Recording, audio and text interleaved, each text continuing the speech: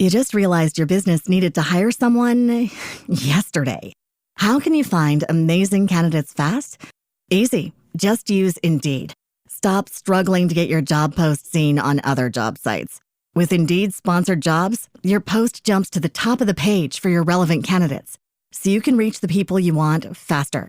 According to Indeed data, sponsored jobs posted directly on Indeed have 45% more applications than non-sponsored jobs. Don't wait any longer. Speed up your hiring right now with Indeed. And listeners of this show will get a $75 sponsored job credit to get your jobs more visibility at Indeed.com/PODKATZ13. Just go to Indeed.com/PODKATZ13 right now and support our show by saying you heard about Indeed on this podcast. Terms and conditions apply. Hiring?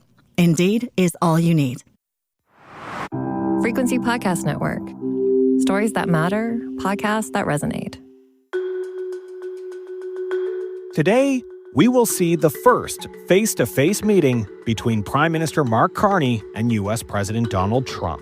Our focus will be on both immediate trade pressures and the broader future economic and security relationship between our two sovereign nations. The two leaders will be meeting at the White House, and this is not your usual diplomatic courtesy visit, as our two countries are engaged in a trade war that is reshaping the nature of what has historically been probably the closest economic partnership in the modern world. Carney is still fresh off his election victory, securing his position as Prime Minister after he took over the role following Justin Trudeau's resignation. But how will the personal relationship between the two leaders shake out? What can be achieved around tariffs and Carney's vow of a new economic and security relationship? And is there a risk this first meeting could backfire? I'm Cormac Mac Sweeney, and today on The Big Story, we're teeing up Carney's trip to Washington with Jon Allen, who has a long list of diplomatic appointments on his resume. They include being Canada's ambassador to Spain and Israel, as well as 2 postings in Washington, and he served as Assistant Deputy Minister for the Americas. He's now a senior fellow at the Munk School of Global Affairs and Public Policy. Jon, thanks very much for joining us. My pleasure. Thanks for having me. Jon, how vital is this first meeting between the Prime Minister and the President? It's undoubtedly a very important meeting. Every meeting with Donald Trump is important. Every meeting with a president of the United States is important. But with Donald Trump, undoubtedly one of the most erratic leaders in the world right now, one has a hard time predicting exactly how he is going to react to almost anything. And that's why I think it's very important that the meeting takes place in an environment of mutual respect. I think Carney realizes that. This is something that Trump values. So set it up, calm, cool, the way we've seen Carney, show the appropriate respect to the president, and then get down to business, keep expectations low. How do you walk that fine line, treat that delicate balancing act so you don't set Donald Trump off?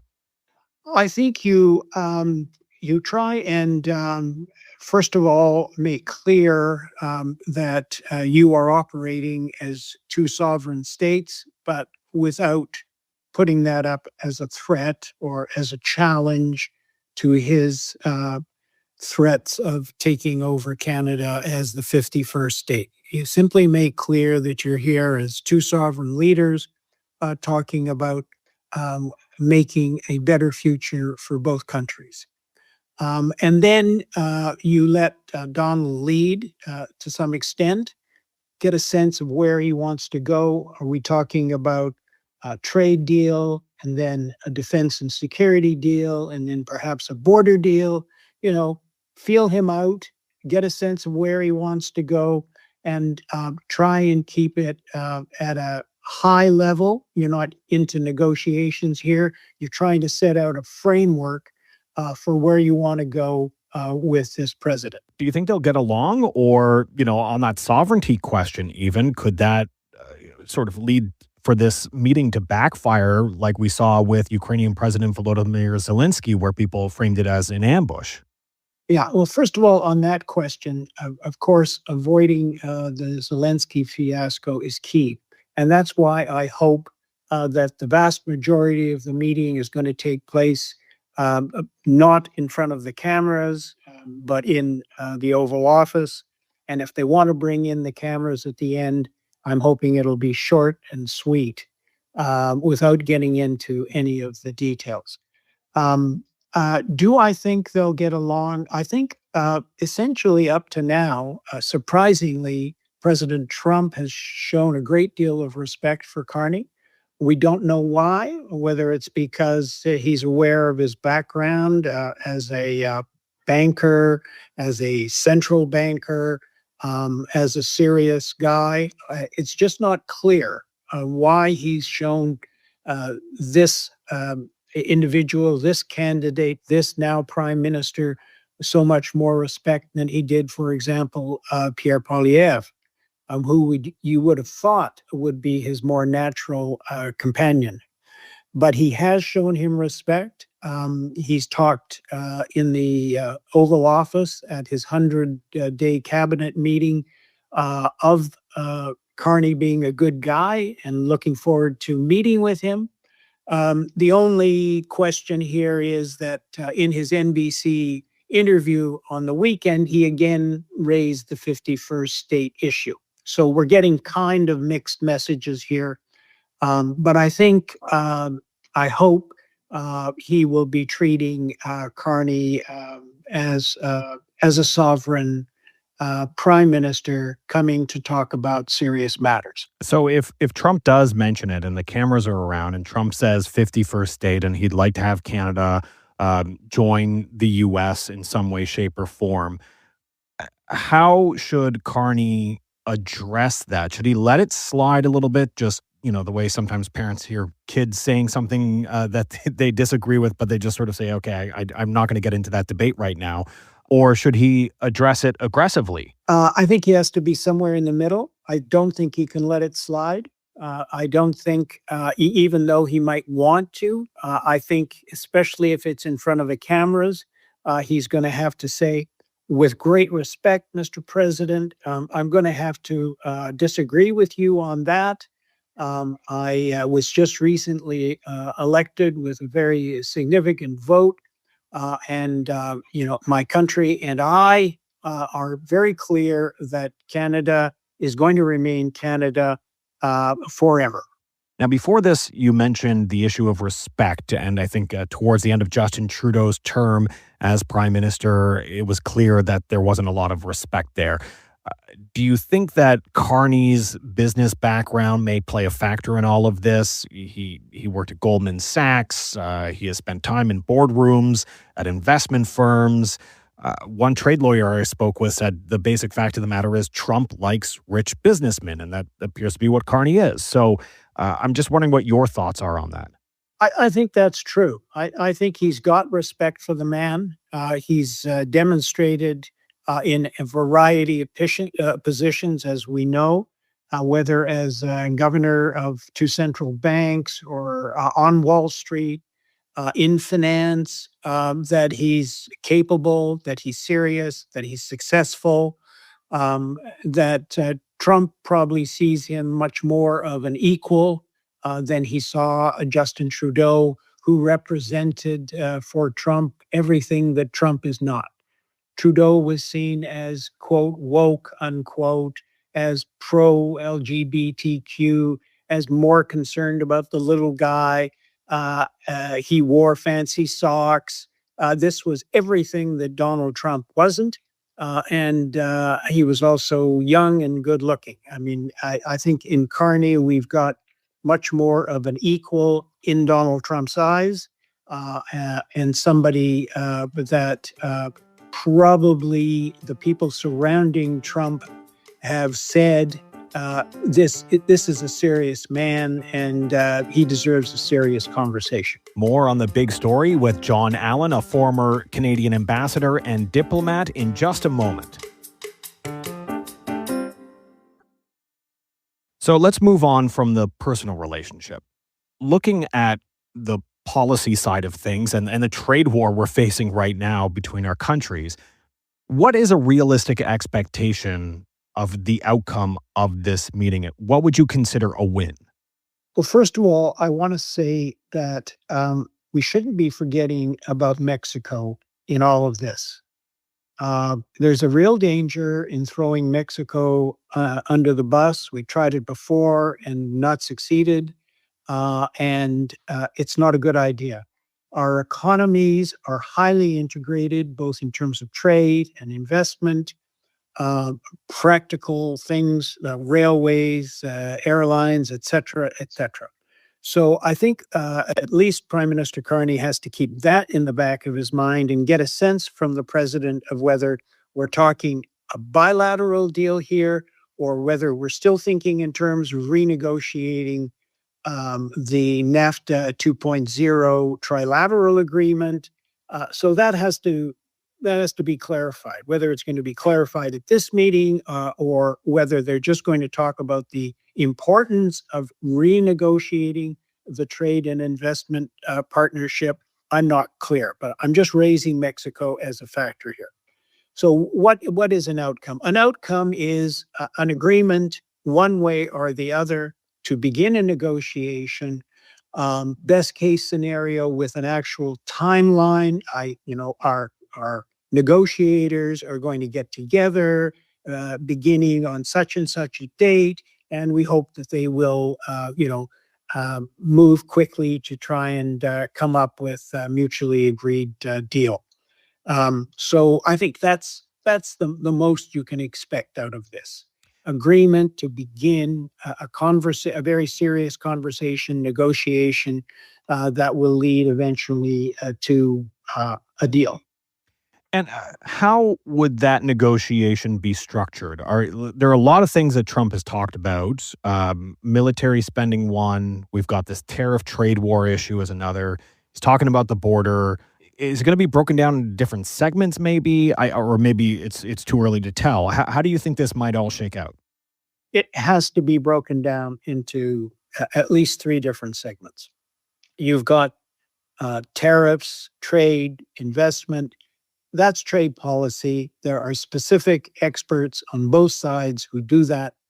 Um, Unfortunately, Mr. Trump's team are probably negotiating already with any number of countries, including China and Japan and perhaps Australia and maybe Israel and perhaps the European Union. So, I mean, they're a busy bunch of boys and girls, undoubtedly. We have the benefit of only having, at this point, to really worry about the U.S., although obviously we're talking about Canada-UK trade deal and enhancing some of the others. So yes, there's going to be a trade deal that's going to be negotiated separately. There's going to be a defense and security deal. Now, that defense and security deal involves increasing our spending in NATO. It involves a look at NORAD. It involves a look at the DEW line and the Arctic. There's a whole series of defense relationships that we have. It might or might not include intelligence. Yes, we do Five Eyes, but we also have bilateral intelligence sharing with the Americans. So that's a whole package, defense, security, that would have to be negotiated. And that's negotiated by a whole different set of actors, military, intelligence, etc. And then you've got the border. And the border, one of Trump's concerns was fentanyl and illegal immigration. And you've got a whole set of other actors in a variety of departments on both sides of the border: transport, justice, CBSA and DHS, Homeland Security, our public safety. These are the actors that would be looking, if the two wanted to look at that as well, at a third set of issues that they might negotiate. And then if you want to put it all together and say you've got an economic and security and border agreement, fine. But they're not going to be negotiated by the same people at the same time, that's for sure. Yeah, and you've already clarified as well. You think Mexico can't be cut out. So, do you think that this would be in addition to CUSMA, our current trade deal that sort of took over after the NAFTA renegotiations, or could we potentially launch negotiations, including Mexico, on all of these subjects? I think the Mexico part, the most important part, is the trade investment tariffs issue. You don't have to negotiate defense, security, and intelligence with them, and you don't have to negotiate the border with them. We negotiate those, have negotiated traditionally those separately. They have completely different sets of issues and relationships. So on the Mexico front, the issue there is what do Canada and the U.S. want to do? Do they want to renegotiate CUSMA, or for some reason, do they want to move away from including Mexico in a trilateral dialogue and do it bilaterally? I would think that we should. It would be in Canada's interest, frankly, to continue in a trilateral deal, irrespective of what Doug Ford and some others have said publicly. Because, as I've said, we already have a very integrated relationship. We have to deal with autos and auto parts, a variety of other sectors in a probably similar vein. But that's going to be up to the leaders, and then it's going to be up to the trade negotiators to decide what's in the best interest of Canada. Whether it's trade, security, the border, what are the carrots or sticks that Canada has in these talks? Like what leverage do we have, and maybe what vulnerabilities do we have as well? Well, on the trade side, our ambassador and our premiers and the ministers have outlined in incredible detail the integration of our two nations, the importance of Canadian exports to U.S. states, the importance of our investment, the fact that we don't really have a deficit if you add in services. So there's a whole series of facts that we have presented in the past, but because we got caught up in Trump's decision to impose tariffs on everybody, and particularly us, simply weren't listened to. So those are the kinds of carrots, in a way, to make clear to Trump and his people that hurting us is ultimately hurting them, that we do indeed have a successful relationship.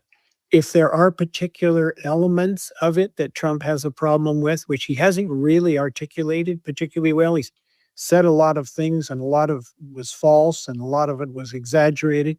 There are particular things that his people see, like dairy, for example, then you're going to have to get down to hard negotiations and deal with them. We may have to give up on dairy, and frankly, in my opinion, it would be a good thing for all Canadians, but it'll be a tough sell for Quebec especially. And there may be other things that we might have to give up in order to gain a comprehensive deal. In defense and security, more money, which everybody, all the parties in the lead up to the election committed to.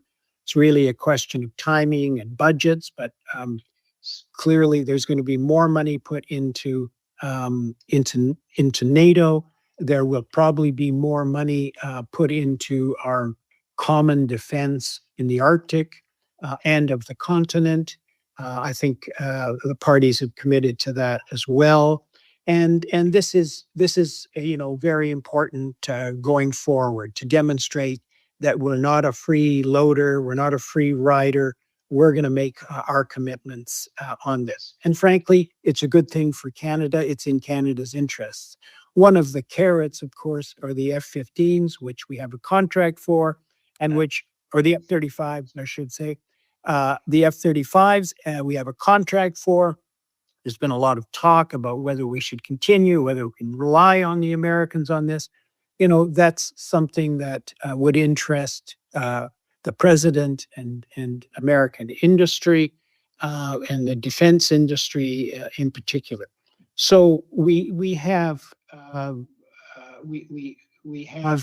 on all fronts, things to offer and things to demonstrate that making a deal is better than continuing friction. On the border, of course, we've already committed to more drones, more officers, more RCMP. Frankly, the border is not a massive issue. There is not a huge amount of fentanyl moving into the United States from Canada. There aren't a huge number of illegal immigrants moving that way.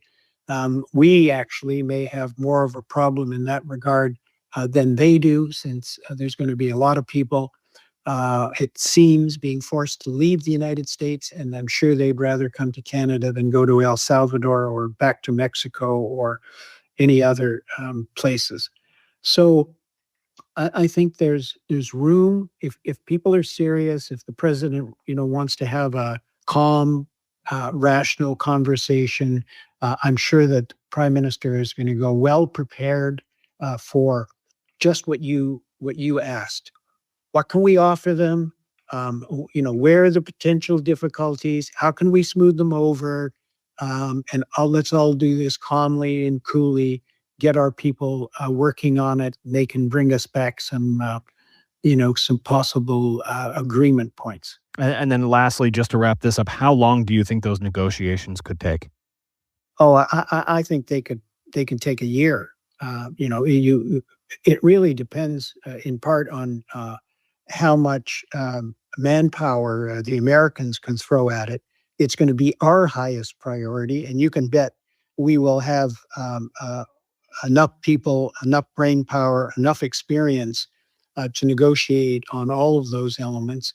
But,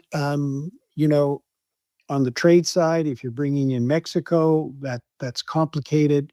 On the defense and security side, that's going to take time. You can come to agreements. You're not going to have all of the agreed items fulfilled. We're not going to be getting to 3.5% of GDP at NATO, in 5 months or 6 months, but we can come to some agreement. I would say on the border, we're probably closer. On the defense side, there's a fair bit of work to do, but the ideas are positive. On the trade side, complicated. Okay, Jon, thank you so much. I really appreciate your thoughts on all of this. My pleasure. Thanks for having me. That was Jon Allen, a former Canadian ambassador and diplomat, now a senior fellow with the Munk School of Global Affairs and Public Policy.